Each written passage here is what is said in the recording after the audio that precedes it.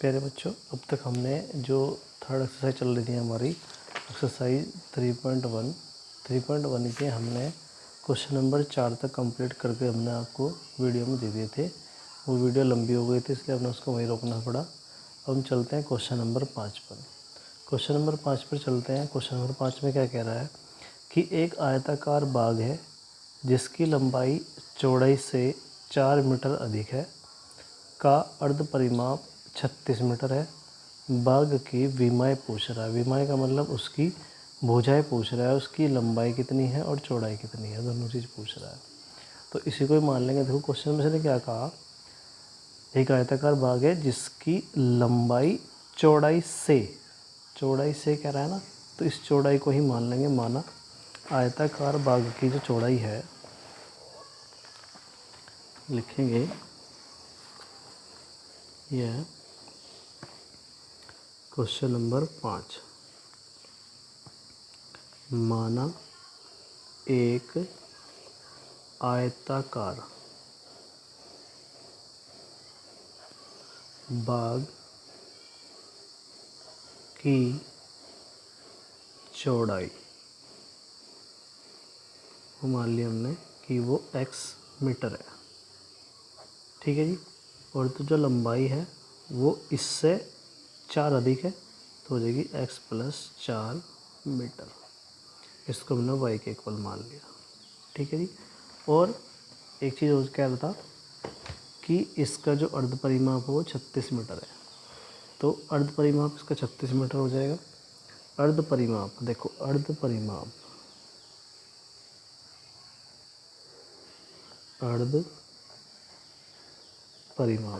परिमाप का जो फॉर्मूला हो जाएगा वो दे रखा है वैसे तो आपको 36, और जो फॉर्मूला होता है 1/2 × 2 ब्रैकेट के अंदर लंबाई प्लस चौड़ाई होता है अर्ध परिमाप का फॉर्मूला।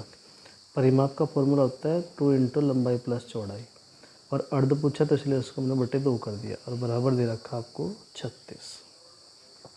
इस 2 से 2 कैंसिल कर देंगे तो लंबाई आपको दे रखी है x + 4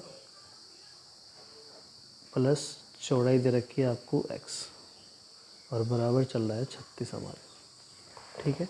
तो x और x जोड़ दो, हमारे पास हो गया 2x, और ये 4 उधर चला जाएगा, 36 - 4 हो जाएगा, तो बचा हमारे पास 2x। 36 में से 4 ये रह गया 32, 2 से काट दो, ये आ गया 16, तो x बराबर आ जाएगा 16 मीटर, ठीक है जी। अब 16 क्या है, आयताकार बाग की चौड़ाई आ गई। अब ये तो आ गई चौड़ाई, ये आ गई चौड़ाई। अब लंबाई हो जाएगी हमारी, वो थी x + 4, यानी कि वो आ जाएगी x की जगह 16 + 4, यानी कि 16 और 4 कितने होते हैं 20 मीटर होगी इसकी लंबाई। चौड़ाई होगी, लंबाई होगी। इस तरह आपको करना है ये क्वेश्चन। अगर इस क्वेश्चन में आपको वो ग्राफ बोलता तो आपको ग्राफ भी खींचना था। फिर वैसे तो इसने क्वेश्चन में कहीं भी ग्राफ नहीं कहा है, तो ग्राफ करने की ज़रूरत नहीं है, ठीक है। हम चलते हैं क्वेश्चन नंबर 6 पर। क्वेश्चन नंबर 6 में वो क्या कह रहा है आपको कि एक रैखिक समीकरण 2x + 3y - 8 = 0 दी गई हैं। दो चरों में एक ऐसी और रैखिक समीकरण लिखिए ताकि प्राप्त युग्म का ज्यामितीय निरूपण, जैसा कि प्रतिच्छेद करती रेखाएं हों, समांतर हों या समपाती हो। 3 केस आपको ये दे दिए, ठीक है जी। तो पहले केस में हमें दिखाना है प्रतिच्छेद। छठे का जो आपका फर्स्ट क्वेश्चन है, उसके लिए हमें ये 2x + 3y - 8 तो हमें 0 दिया हुआ है, लेकिन पहले केस में उसने कहा प्रतिच्छेद करती रेखाएं दिखानी है। अब प्रतिच्छेद करती रेखाएं हमारी देखो, प्रतिच्छेद करती रेखाएं के लिए क्या था, a1 a2 ≠ b1 b2, ये दिखाना था। तो हमें दूसरी समीकरण अब यही लेनी है। मान लिया हमने यहाँ लिया 3x 2y, और यहाँ रख दो माइनस के RT = 0।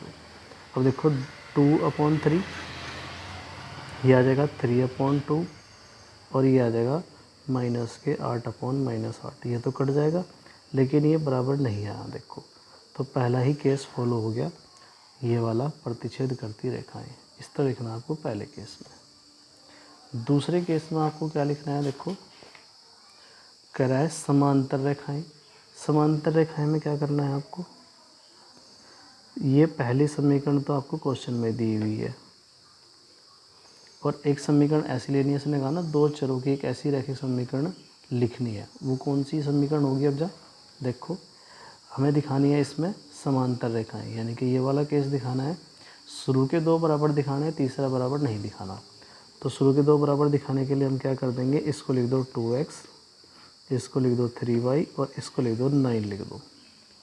तो आ जाएगा 2/2, 3/3, ये आ जाएगा माइनस के 8 अपॉन -9। तो दोनों इक्वल आ गए, तो ये दोनों इक्वल है, तीसरा इक्वल नहीं है।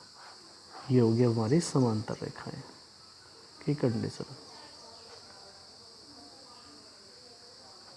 ये हो गया हमारा सेकंड पार्ट, ठीक है जी। अब चलते हैं हमारे पास थर्ड पार्ट पे। थर्ड पार्ट में कह रहा है कि समपाती रेखाएं हो।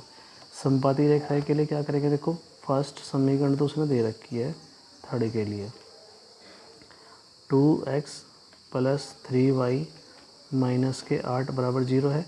अब समपाती रेखा की कंडीशन होती है कि तीनों की तीनों आपस में बराबर हो जाए। अब तीनों की तीनों अगर हम बराबर करें तो हम इसको क्या लिखते हैं, इसको मान लिया हमने लिख लिया 4x, इसको लिख लिया -6y + 6y, और इसको लिख लिया -16 बराबर 0।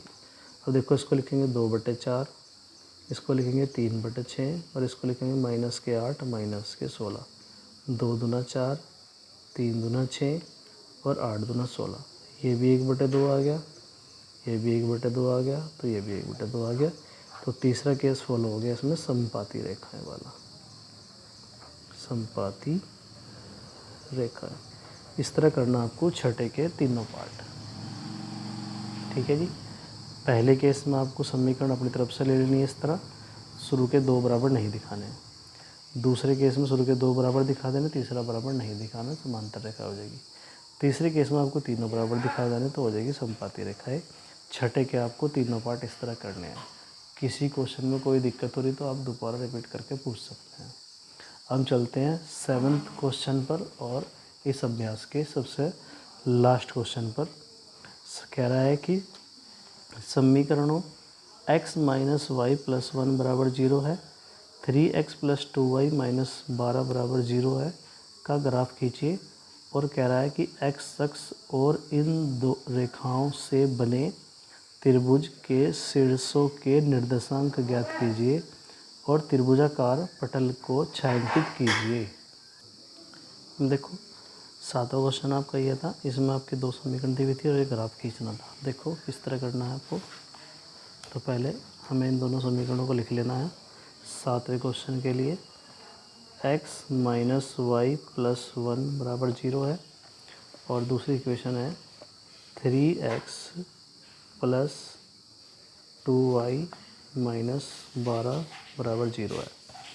तो लिखेंगे समीकरण फर्स्ट से, तो x इन दोनों को उठाकर उधर ले जाएंगे तो y प्लस का हो जाएगा और एक माइनस का हो जाएगा। तो ये आगे समीकरण, और इसके लिए एक टेबल बना लेंगे हम। टेबल वही x और y में, ये हो जाएगा x, ये हो जाएगा y। अब x बराबर y की जगह ऐसी वैल्यू रखनी है हमें जिससे ये पॉइंटों में ना आए। तो हमने y की जगह रख दिया 1 रख दिया। जब y की जगह 1 रख दिया तो -1, इससे कट के आ गया हमारे पास x 0 आ गया। y 1 रखने पर x आ गया 0। अब इसी तरह हम y की जगह 2 रख रहे हैं। y की जगह जब 2 रखेंगे तो x बराबर 2 - 1, तो x बराबर हो जाएगा 1। ये आ गया 1। तीसरे केस में क्या करेंगे, y की जगह अब हम रख दे रहे, y की जगह 3 रख के देख लो, चलो 3 रख रहे थे, 3 आ जाएगा। जब 3 रख रहे हैं तो यह आ जाएगा y की जगह 3 रख दिया -1, तो x बराबर हो जाएगा 2। y 3 रखा तो x आ गया 2। इस तरह रख लेंगे। दूसरे केस में भी इस तरह करना है। दूसरे समीकरण के लिए तो ये तो हो जाएगा 3x 12 उधर जाके प्लस के हो जाएगा और ये हो जाएगा 2y माइनस के। यहाँ से x की वैल्यू निकाल लेंगे तो हो जाएगा 12 माइनस 2y, 3 इसके बटे में चला जाएगा। तो अब इसमें भी हमें एक टेबल बनानी पड़ेगी उसी तरह ही x और y में। ये आ गई x और y के टेबल। y की जगह ऐसा नंबर रखना है जिससे ये पॉइंटों में ना आए। तो हमने मान लिया y की जगह हमने 0 रख दिया, तो 0 रखने पर अब y की जगह हमने 0 रख दिया तो देखो क्या मान आता है। अब जो 12 माइनस 2 y की जगह 0 रख दिया और बटे 3 है, तो ये तो रह गया 12, 2 और 0 0 हो गया, 3 चौक 12, तो y 0 रखने पर x आया 4। इसी तरह अब y बराबर हमने मान लिया, अब 3 रख दो। देखो x बराबर 12 2 गुणा 3 बटे 3, तो x बराबर आ जाएगा 12 2 तिया 6 बटे 3, तो x बराबर आ जाएगा 12 में से 6 गए 6 बटे 3, 3 दूना 6, तो आ जाएगा 2 y 3 रखने पर। अब y की जगह हमने रख दिया, मान लिया 6 रख दो चलो, तो x बराबर आ जाएगा 12 माइनस 2 गुणा 6 बटे 2, तो x बराबर आ जाएगा 12, 2 की गुणा 6 से कर देंगे 12 ये भी बटे 2, तो 12 में से 12 गया 0 बटे 2, तो 0 बटे 2 आ जाएगा 0। यह आ जाएगा 0 x y 6 रखने पर। तो एक टेबल आपकी ये बन गई, एक टेबल ये बन गई। इन दोनों टेबल से हमें ग्राफ खींचना है। ग्राफ के लिए हमें हाईएस्ट नंबर 6 है, 6 तक हमने इसको ग्राफ बनाने लाया। ये इस तरह इधर -1 -2 -3 -4 -5 -6, ऊपर 1 2 3 4 5